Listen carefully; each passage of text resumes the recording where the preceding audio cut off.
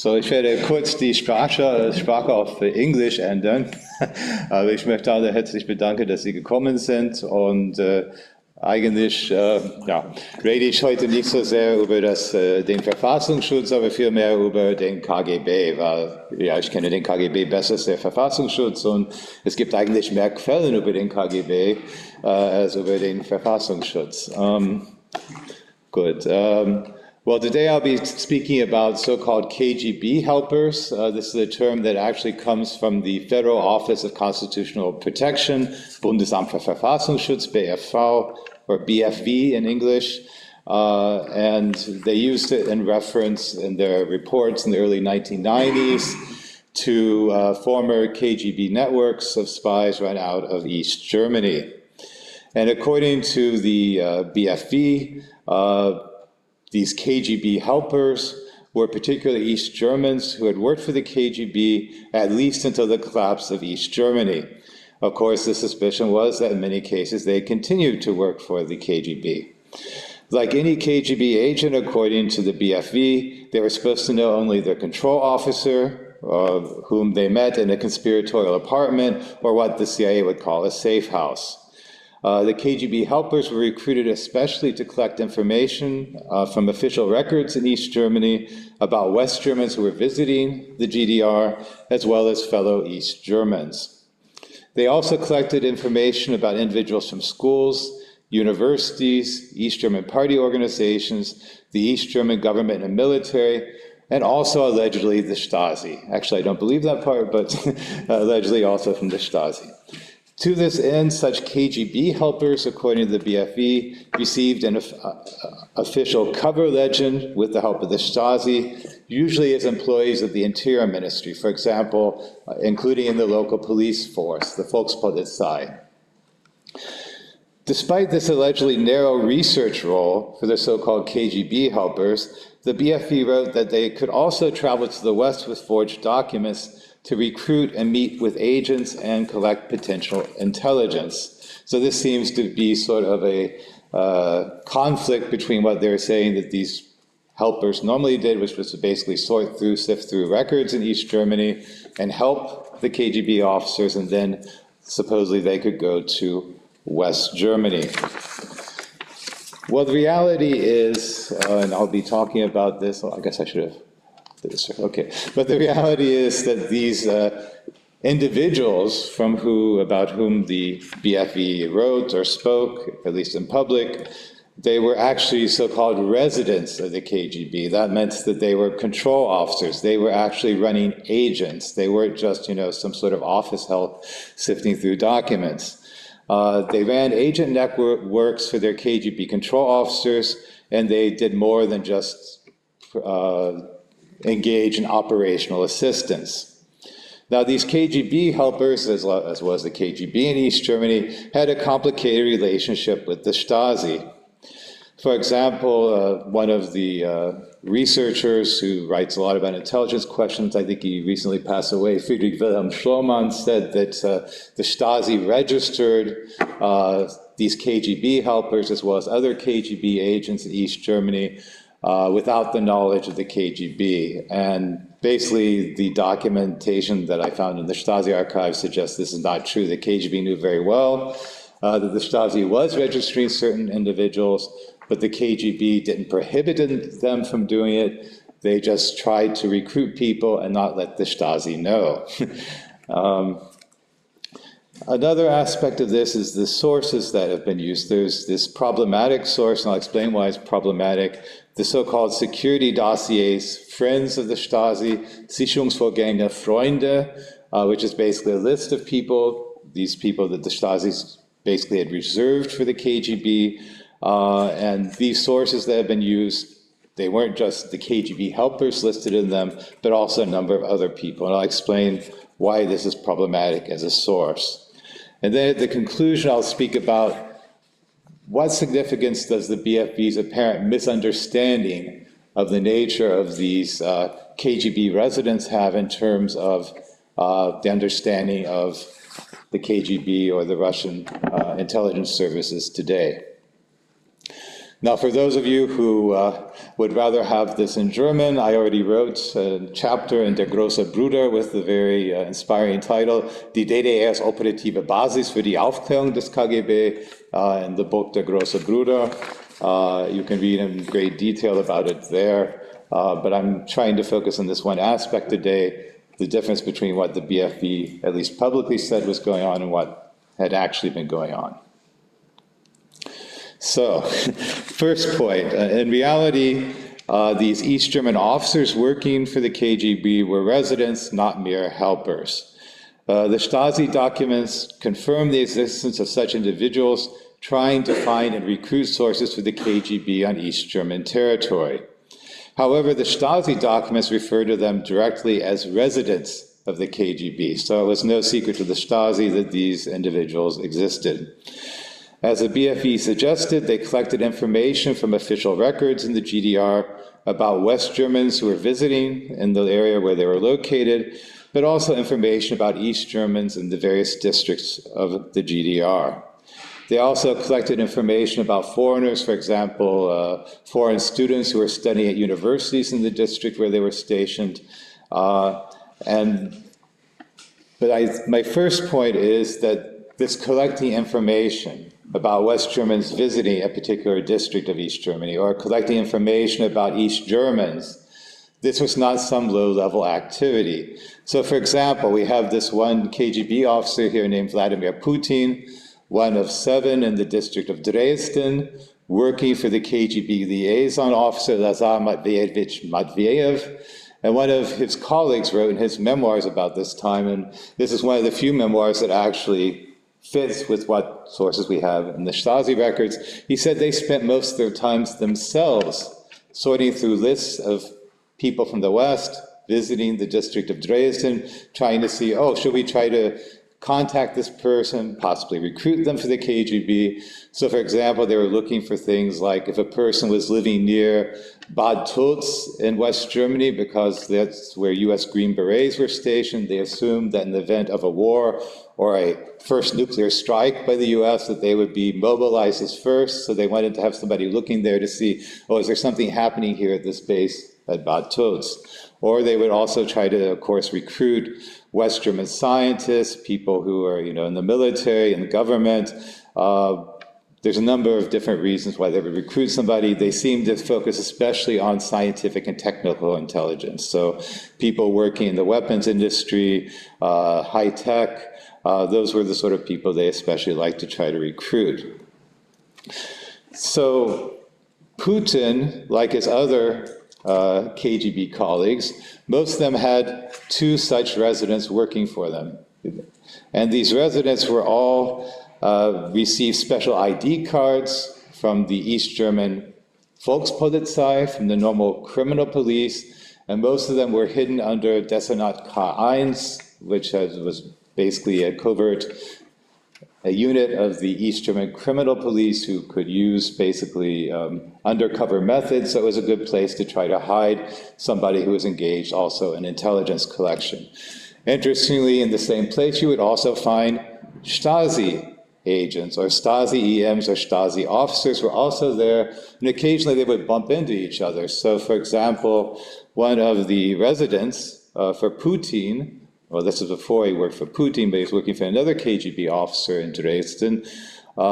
He once talked to this other officer in K1 and said, oh, I've noticed you've been, doing other things than what a normal Volkspolizist does. You've been maybe trying to collect sources or something. I'm doing something very similar for another group that's doing the same. So he basically, in a sense, burnt himself. He outed himself to this other person, this other policeman, who turned out he was working for the Stasi, and he reported back to the Stasi, yeah, there's this guy, Georg S., he keeps talking to me, trying to recruit me for something. He says, he's engaged in some sort of collection intelligence activity. I don't know what's going on, but this seems very strange to me, right? So this is going on at the same time.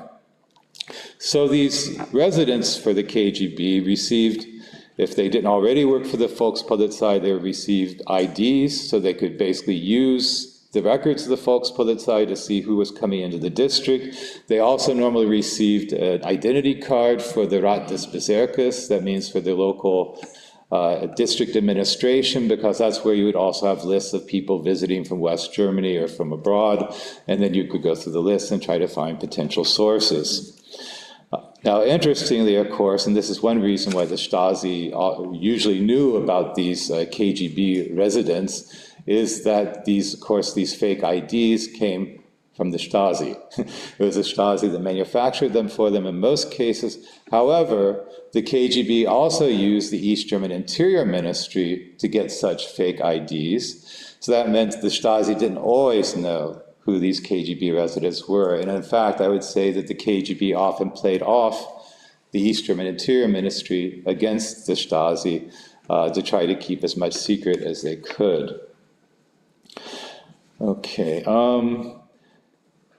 An interesting aspect of all this as well, and this shows the fact that usually most of these KGB officers didn't necessarily have direct contact with their sources from the West, is that most of their sources in West Germany, or in East Germany, well, certainly in West Germany, they were recruited under the false flag of the Stasi. So you have this KGB resident under cover of the normal police in East Germany. He's meeting with potential sources, and when he recruits them, they say, oh, you're working for the Stasi. And it's interesting because most of the KGB agents working for the Stasi in West Germany, even those who were recruited in West Germany, thought they were working for the Stasi.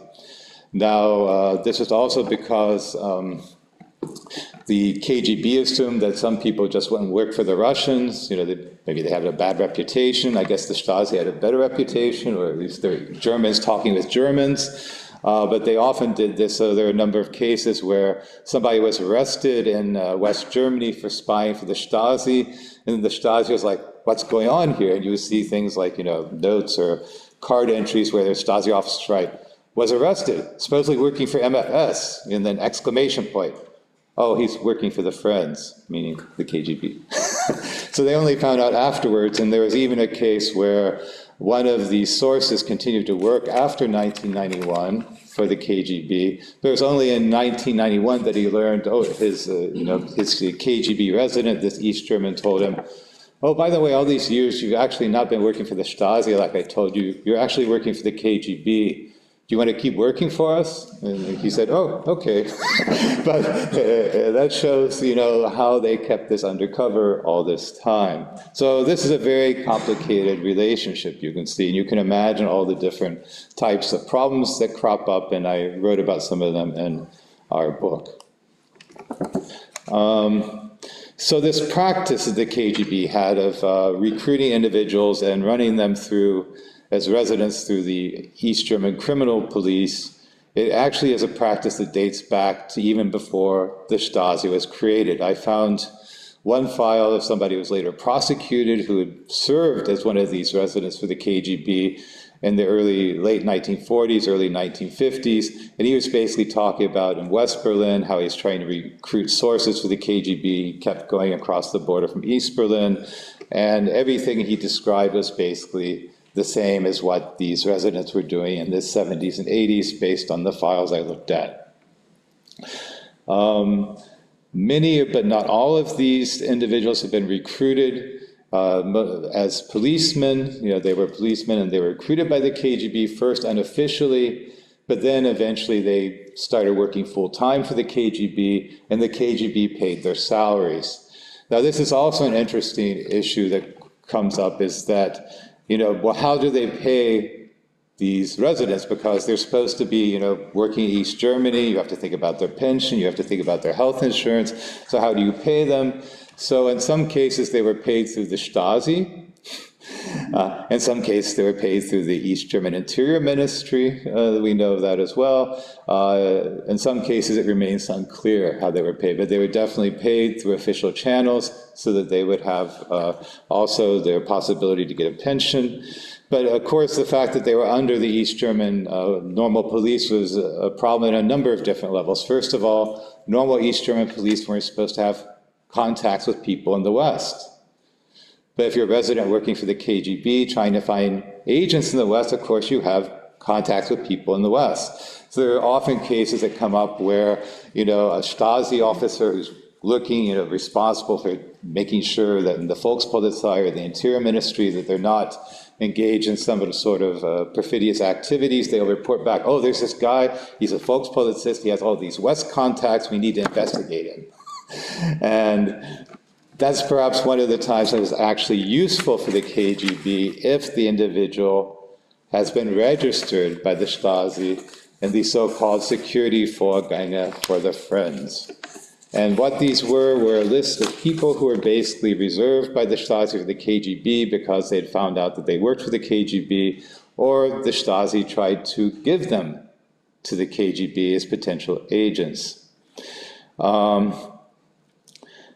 In general, of course, the KGB sought to hide who they were trying to recruit, but in some cases, for example, when they requested fake IDs, requested aliases or whatever from the Stasi, of course, the Stasi, aha, the Friends are interested in the person, they would enter them in this security Vorgang. Yeah, they would enter them into the security dossier. In other cases, the Stasi, they'd get requests from the KGB, oh, we're looking for East Germans who might be suitable, basically as illegals who can be smuggled into the West, and they would give them lists of students at East German universities. Let's say they're working in the fields of chemistry or physics or engineering, and they would give them a list of individuals, and all those individuals would end up on this list. They would hand off also their student records over, and I think a lot of people who are on these lists would be very surprised that they are there, because I assume 85 or 90% of them were never recruited by the KGB, and probably at least half of them were never even contacted by the KGB. In fact, there's a pretty poor track record from the few examples I could find about them maintaining them or recruiting them as agents. Now, most of these people were then struck off this list within a couple months or so because the KGB said not interested when it came to offers from the Stasi. And I would assume that most of these people never, as I said, had any contact with the KGB. However, there's also a counterexample, and I think this is much rarer. Some of you have perhaps heard of Jack Barsky, who was this sleeper agent for the KGB in the US who came from East Germany. He was recruited in this fashion and sent over. His name was struck out, but that was because first they entered him into the list because he'd been in Moscow for training. He came back, he was in the East Germany for a few months, and then he needed to have a personal identity document. And so they asked the Stasi to give it to him, and the Stasi's like, well, he was contacted like 6 or 7 times 8 months ago, why didn't he respond to our letter? But then he got his identity documents back, and then about a year later, for whatever reason, his name was struck out, maybe because he left, he didn't exist anymore, he was in the West, but then his name was struck off the list. So for my conclusion, the work of these East German residents for the KGB was much more serious than the BFE's public discussion of KGB helpers suggested. Based on the BFE's public statements, and perhaps in private and secret they say something else, they likely obtained only a partial picture of the extent of the existing KGB networks being run from East Germany. They based probably their what they wrote in these reports on the testimony of KGB defectors and trials against West German spies, also probably these security dossiers and the Stasi records, and it's possible they only partially understood the significance of these records and what they actually meant. I would argue also that the BFE's public use of the term KGB helpers downplayed the seriousness of the ongoing threat of Soviet and Russian espionage against Germany. Of course, I think they also did this, they publicized it in order to warn against this danger. But if you talk about KGB helpers as opposed to agents, officers, and residents, I think that's perhaps problematic in terms of getting the public to understand things. I think there's also a need for further research, and if we could do more research on these Sicherungsvorgänge Freunde, on these security dossiers, we could gain a better understanding of Russian intelligence today, because many of the methods are very much the same that they use today. Well, thank you for your attention.